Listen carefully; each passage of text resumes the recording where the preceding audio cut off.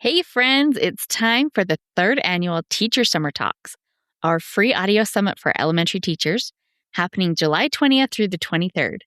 This year, we are having Teacher Summer Camp at Camp One a Goodyear, where we will spend a few days putting together a back to school plan that actually holds up once the students show up. And we've got dozens of incredible teachers joining us at camp to share quick, practical tips that you can really use to start the year right. And it's all audio, so you can listen wherever summer takes you. Plus, you can earn merit badges by engaging with the camp activities, and then those merit badges will enter you to win some really fun prizes. And you can meet with other campers and have lots of fun with us over in the Camp Lodge on Facebook. This year, we are also adding the First Day Plan Challenge, where we'll help you take a little action every day so that you have your own first day plan ready to go by the end of camp. Grab your free ticket at secondstorywindow.net/summertalks. And the link is in the show notes too. We would love to have you at camp with us. No bug spray required. This is episode 270 of Teacher Approved. You're listening to Teacher Approved, the podcast helping educators elevate what matters and simplify the rest. I'm Heidi. And I'm Emily. We're the creators behind Second Story Window, where we give research-based and teacher-approved strategies that make teaching less stressful and more effective.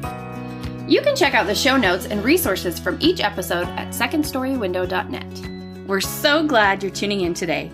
Let's get to the show. Hey there, thanks for joining us today. In today's episode, we are helping you tame your back to school to-do list. And we've got a teacher-approved tip for making the first week a little easier. But first, let's start with a try it tomorrow where we share a quick win that you can try right away. Emily, what's our suggestion this week? This week, write down 3 things that you love about your job, and then keep this where you will see it often. In a few weeks, when you are in the thick of the craziest time of year, having a reminder that teaching is more than just a never-ending list of demands will help you get through it. Plus, taking a moment to be grateful is such an easy way to tame anxiety. It reminds your brain to focus on the good that's here instead of spiraling about all the stress. The podcast Happier in Hollywood that I like, at the end of their episodes, they always say, it's a fun job and we enjoy it. And they've explained that that is their mantra that they say to each other. They are Hollywood TV writers. So a stressful job. And so when they're having a really tough time, they say that to each other to remind themselves that they picked this job and they like this job. So sometimes I say that to myself. That is a very helpful reminder. If you like this idea or anything else we share here on the podcast, we would love it if you took a second and gave us a 5-star rating or review. Back to school prep is so overwhelming. I mean, that is an understatement. And the problem is not that you don't know what to do, it's that your to-do list is longer than 3 CVS receipts. That is a substantial number of tasks, all of them shouting for attention. And getting those things done isn't a question of planning or organizing or even working harder. It's about prioritization. Yeah, when everything feels equally urgent, you just start swinging and it turns into whacking at your to-do list like it's a piñata, and you just hope that if you hit it hard enough, an organized first day of school will fall out. If only it works like that. But instead, you end up putting in a lot of work, and it does feel rewarding to see so many tasks crossed off your list. But you're still left with this nagging feeling that you're not actually ready for school to start. So today we're going to address that. We're giving you a system for deciding what deserves your attention first. So when you run out of time, you can be confident the most essential planning is already in place. We are calling this the foundation first method. And to explain it, I'm going to use a dumb joke that I took a screenshot of in 2018 and still laugh at. So they say it's a mystery how the pyramids were built, but I reckon they just started at the bottom and worked their way up. Let's face it, going the other way looks a lot more difficult. But ching. That is a very dumb joke. It is so dumb. It's accurate. It's like, how do you eat an elephant? One bite at a time. Yeah. Too often when we're faced with a big project like starting the school year, we jump in at a random spot without realizing that starting with the foundation makes everything else fall into place. Oh, yeah, we do this all the time. Imagine a typical teacher's back to school to-do list. Hopefully, it's typed in an app or neatly written on a sticky note. Or, scribbled on the back of an envelope because that's all you had handy. Yeah, we've all got those envelope lists. And that list is probably full of things like review dismissal procedures, buy 30 red folders, make name tags, organize math manipulatives, decorate a bulletin board, and create a parent newsletter template. We are big fans of making lists because getting tasks written down is the first step to getting them done. However, a list does have a big downside. When review dismissal procedures is right next to buy folders, your brain thinks that both these tasks have the same value, but dismissal and folders are not equally important. No, one of them is about making sure everyone gets home at the end of the day with all of their right stuff. And the other one is a nice extra to have in a couple weeks when you're finally ready to start teaching writing. So that's why when we look at our to-do list, we need a way to know which tasks belong in that pyramid foundational layer. You could use any filter that is meaningful for you to help you prioritize your tasks. But since we're doing all this work for the kids, we can also use them as our guide. So every single back to school task is helping your students meet one of 4 needs: safety, belonging, competence, or growth. Okay, we did borrow a bit from Maslow on that one, but it is an efficient system. We're going to start our pyramid with safety. That's the most basic need. We're going to start there first. Once you're confident you got safety handled, you can move up to belonging, then competence, and then growth on the very top. And obviously, growth is so important, but you can't get students engaged in learning if their needs for safety aren't being met. So let's walk up the levels starting at the foundation. Think about the first day of school. What is the minimum that has to be met for a successful day? And this is actually pretty easy. We just need to make sure everyone is safe, fed, where they're supposed to be, and goes home knowing that their teacher cares about them. That is our level 1 school day. It's safe and functional. Honestly, anything more than that is just a bonus. To pull this kind of day together, start with the school-wide systems. Do you know the policies and procedures for arrival and dismissal and lunch and emergency drills? Oh, and then, recess and all the rest. And then next, what classroom procedures do you need in place to facilitate all of that? Think about what you want students to do when they first arrive. What are they doing with their backpacks and their lunch boxes? And don't forget bathrooms. Making sure the kids know how to get to the bathrooms when they need it is a huge part of creating a feeling of safety. If you want some help with this step, we've got an awesome resource for you. This is our procedures and routines planning guides and checklists. Basically, it's all of our overthinking neatly organized for you. The planning guide looks at 26 different parts of the school day and offers guiding questions for each one to help you think through all of the moving pieces that go into that procedure.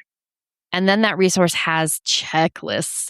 We came up with more than 350 different procedures you might need in your classroom. But please don't let that panic you. You do not need 350 procedures. But you probably need more than you think. For dismissal, you might need a procedure for filling out a daily agenda, tidying a desk, packing a backpack, and managing pencils at the end of the day. Or your pencil procedure might be one step. Put your pencil in your desk. It can be that easy, but whether it's one step or 12, you need to have that figured out before you can expect your students to know how to do it. And that's why this resource is so handy. We have thought through all of the what ifs, so you can focus on the what now. And we will put a link to that resource in the show notes. Once you've figured out your procedures, you next need a plan for teaching them. If you've been with us for very long, you know we take this part very seriously. And that's because, and I cannot stress this enough, procedures make or break your school year. Okay, so an image of Bonnie Hunt just popped into my brain, and this is a very deep cut for all of you rom-com girlies. This is even older than my 2018 screenshot joke. Okay, so I'm going to mangle a quote from Return to Me and say, procedures are your only link to reality. In the movie, she says hairy legs, which is objectively funnier, but I'm sticking with procedures. And then doesn't Minnie Driver say, you should needlepoint that on a pillow? Yeah, if we needlepointed, that is 100% the sort of thing we put on a pillow. The procedures part, not the hairy legs part. But what we're trying to say is procedures are important and how you teach them matters. The thing about procedures is you have to actually teach them if you want them to stick. And the method that we love for this is Tell, try, tally, talk. So you tell and model it. Students try it while you watch. You tally how it went together, and you talk through what to fix next time. We have gone deep on this in episodes 75, 150, and 154, and probably in lots of other places. So we're not going to reteach it all here. But another resource that can help you is our Tell, Try, Tally, Talk slides. We give you 5 blank slide decks that you can duplicate and personalize. We try to make this as easy as possible. All you have to do is add the steps you want students to follow, and your lessons are ready to go. And we linked those in the show notes as well. The connection might not be obvious, but procedures about how to walk in the hallway are an essential part of filling students' need for safety. That's because of what's happening inside kids' bodies when they walk into your room for the first time. Yeah, you know there are no tigers waiting to pounce on them. And logically, the kids know that too. But their nervous systems encounter a new situation and they immediately start scanning for danger. And a kid who's spending all their energy worrying about how my teacher expects me to walk in the hall is not learning anyone's name, and it's definitely not learning math. But when you teach procedures clearly, you're basically handing students a roadmap that guides every step. And that's lifting a weight of anxiety off of them. So that is the first level of back to school prep, our safe and functional layer. When you're looking through that giant to-do list, highlight anything related to creating a sense of safety. Start with those tasks if you're not sure where to begin your prep. That way, even if nothing else gets done on your first day, you ensure that you have hit the most important benchmark.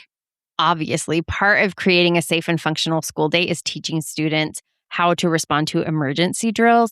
But unless your school actually mandates teaching drills on your first day, we recommend pushing it until later in the week. Yeah, I really like to do it at the end of the first week. And that's because instead of creating a feeling of safety, teaching emergency procedures often has the opposite effect. Kids start imagining all the what ifs and the what should I do's, and that ratchets up the anxiety they're already feeling to an 11. But if you can wait a few days, the kids will be more settled, they'll have more trust in you, so the worries that an emergency drill might stir up will not be so acute. Okay, so once kids feel physically safe, it's time to move up a layer to the next student need, which is connectedness. And this is where we create a school day that is warm and welcoming. So this is like the shift from here's how we do things to I'm so glad you're here. Every kid should leave day one believing that my teacher likes me and my teacher is excited to know me. And this takes work, but it's worth aiming for because kids who feel they belong are more engaged in what's happening in their classroom.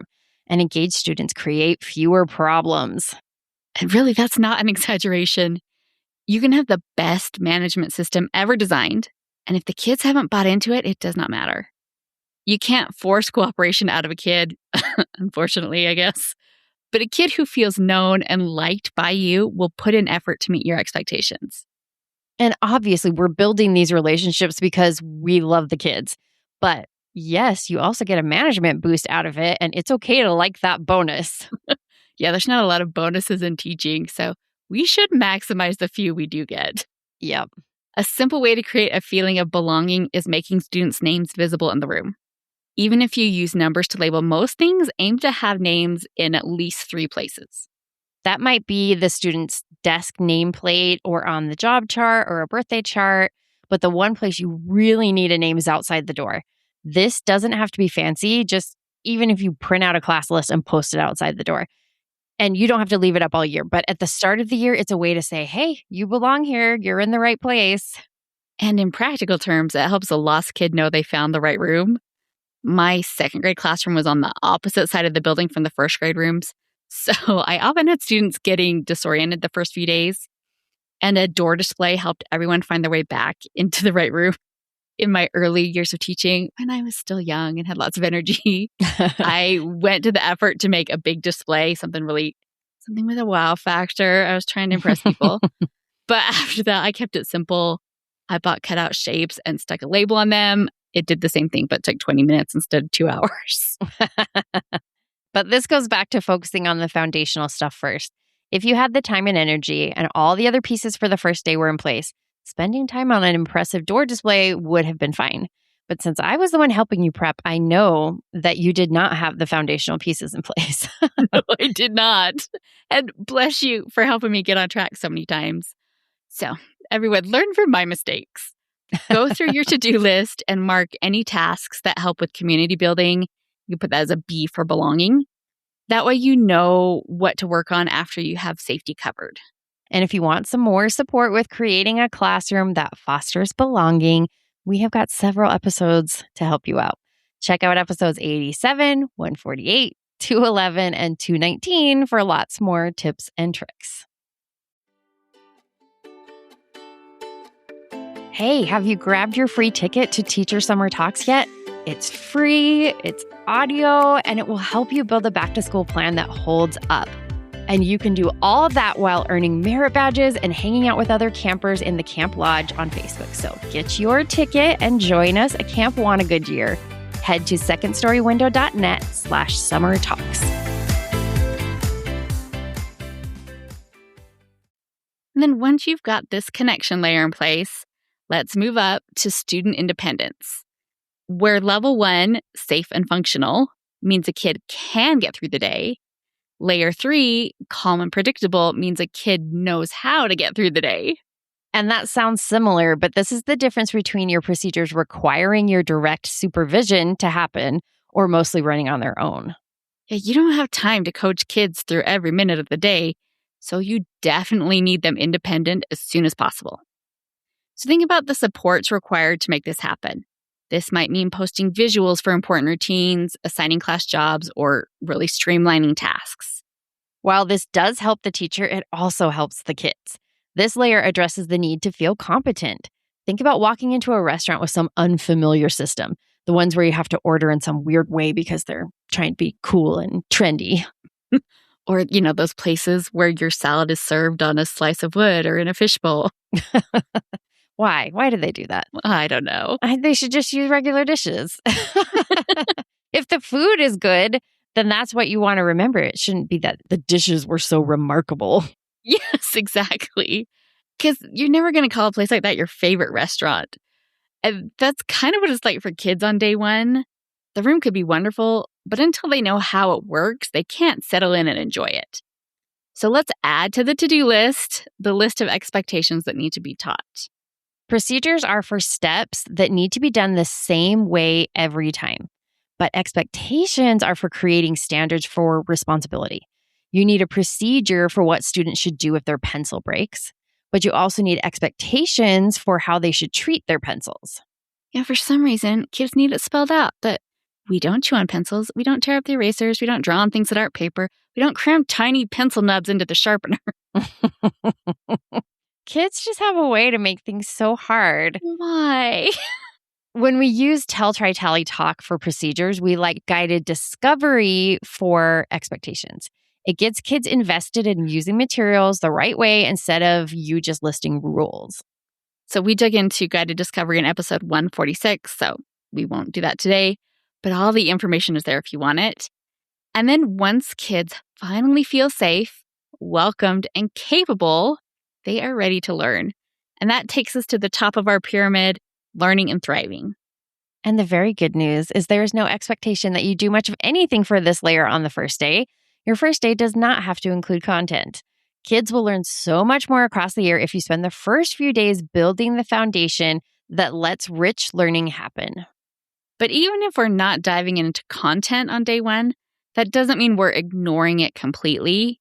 Think about it backwards.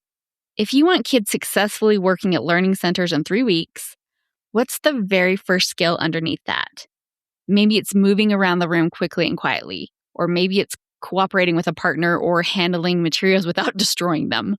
And you can apply that same idea to your lessons. Instead of teaching place value right out of the gate, teach them how to turn and talk, how to respond chorally, how to use a whiteboard and marker without it becoming a whole thing. You are not behind when you do this. This is making sure you have the independence layer solidly in place before you try to build on top of it. It's how you make sure that the content sticks in their little brains 2 weeks from now. Another part of back to school learning is reviewing content from the previous year. But even if it's technically academic content, you can layer in the other goals at the same time. So maybe on the second or third day of school, you pair up students to play a review game. That way, you're establishing expectations around partner work and you're building a sense of community and belonging. And you're also reviewing content all at once. So 3 wins for the price of 1. Okay, we've just thrown like 4 months worth of work at you in 20 minutes. And in case you've ever wondered why the start of the year is exhausting, this is why. Seriously, you have hundreds of essential tasks that have to be done before the kids walk through the doors. But as we mentioned, not all of those tasks contribute equally to the success of the start of the year. So let's make sure we're building the foundation first. Grab your to-do list and a blank sheet of paper, and then you can fold the paper into fourths or draw lines if you've got a steadier hand than I do. Label the boxes for the 4 back-to-school needs: safety, belonging, competence, and growth. And then you can start filling in the page with tasks from your list. And now you've got a pretty good idea of where to start your prep work. But of course, this is just a tool, not a law. If you're someone who cannot think about procedures until every bulletin board is up, that's fine. You can start there. Or if planning your first read aloud is the thing that makes you excited to start the year, just go ahead and plan it. But be clear-eyed about needing to swing back to the tasks that create safety before you get too far into things. I just had a memory of, I think, just a few days before school started for your very first year, and me being up on a chair trying to make that tree out of butcher paper. And spoiler alert, it did not turn out well. But that was probably not the most important thing that we could have been working on. No, but we didn't know what else to do because nobody had prepped me, and you hadn't even started college yet. I was in high school. I think I was a senior that year. We didn't know what we were doing. Paper trees were where we understood. Well, feeling ready for the first day starts with knowing the right things are getting done, and that's the goal. If you want help getting those foundational layers in place before the first bell, that is exactly what we're doing at Teacher Summer Talks this year. If this is our free audio summit, July 20th through the 23rd. You've got more than 30 short sessions from teachers who get it. And the nice thing is you can listen to all of that while you're folding laundry or taking kids to the pool. You're not going to be chained to a screen all afternoon. And this year, we're adding a challenge to our summit. So you can join us every day during the summit for a live call, and we will walk you through making your first day plans. So at the end of the summit, you'll have your first day all planned minute by minute. That's our specialty. So grab your free ticket at secondstorywindow.net/summertalks and come build your back to school plan with us. We would love to have you there. Now for our teacher approved tip of the week, where we share an actionable tip to help you elevate what matters and simplify the rest. This week's teacher approved tip is make a list of the order to teach your procedures. Where do we start with that, Heidi? Well, as we mentioned, you can't introduce all of your procedures at once and still have kids remember them.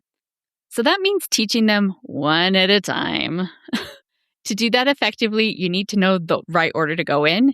We always recommend starting with bathroom procedures very first, and then second is your attention signal. After that, you need to think about the flow of your day. What do students need to understand before the next activity? We call these hinge points because the success of the activity hinges on whether or not students understand what to do. Think about everything students need to be successful at lunchtime, and then schedule time to teach that before lunch. Even if you teach 5th grade, you can't just drop kids off in the cafeteria without some discussion of what should be happening. So here's how I set up my first morning, and I'm sharing this not because I think it's a perfect example, but because I think the thought process might help you get your wheels turning. So for me, after I had run through my bathroom procedures, and to be fully transparent, I did not do a full tell, try, tally talk on bathroom procedures at that point. I just kind of explained the basics. We could get back to that later. And then I would teach the attention signal. By that point, my students had been in their desks for a while, so I wanted to switch gears and move to a different spot before I did my teacher introduction. So how to move to the rug and choose a seat was the hinge point for that activity. So I taught that next, and then we would transition to the carpet. I would introduce myself and read a quick picture book. Then by that point, it was getting close to recess. So it was time to teach students how to line up, how to walk in the hall, where to line up after recess so I could walk them back in. And I did not let anyone take any equipment out for the first few days because I just couldn't add that in on top of everything else in the first day. Yeah, and you don't want them doing that before they know the procedures for how to handle those materials. Yes, they were fine. Some of the boys grumbled, but it was fine. We all lived to tell the tale.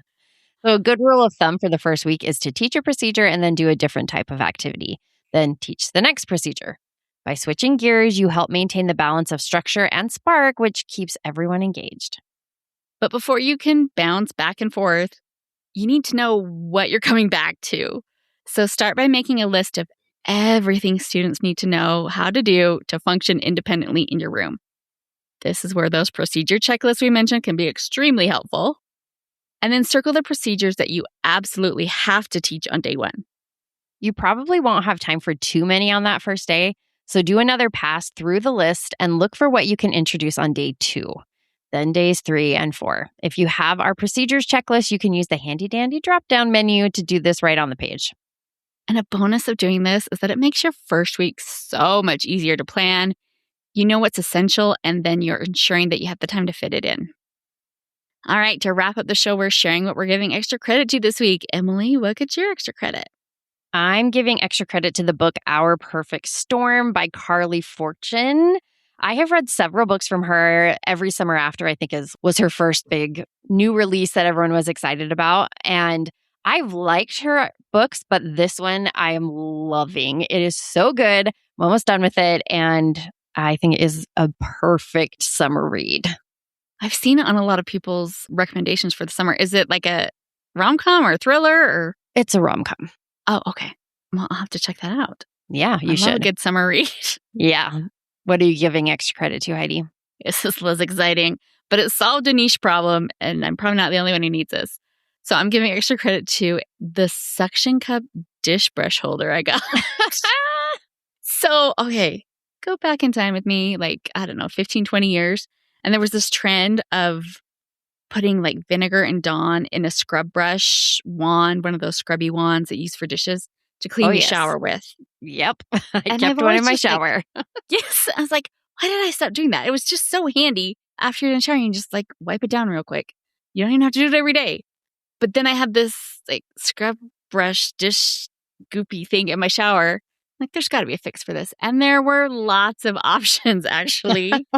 So I bought one. It looks like a spring, a metal spring with 2 suction cups on it. It just goes on the wall. It's supposed to go on the side of your sink.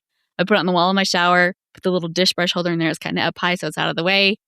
Easy peasy. Nothing is dripping. It makes me happy every time I get in the shower to have this problem solved. And my shower's never been cleaner. Well, there's just nothing more satisfying than something that perfectly solves a problem that's been bugging you. So true. So true. That's the kind of drug I need. Yes. Give me that feeling, please. Well, that is it for today's episode. Break down your to-do list by the needs that each task is fulfilling, and then use that list to prioritize your time and energy. We hope you enjoyed this episode of Teacher Approved. I'm Heidi. And I'm Emily. Thank you for listening. Be sure to follow or subscribe in your podcast app so that you never miss an episode. You can connect with us and other teachers in the Teacher Approved Facebook group. We'll see you here next week. Bye for now. Bye!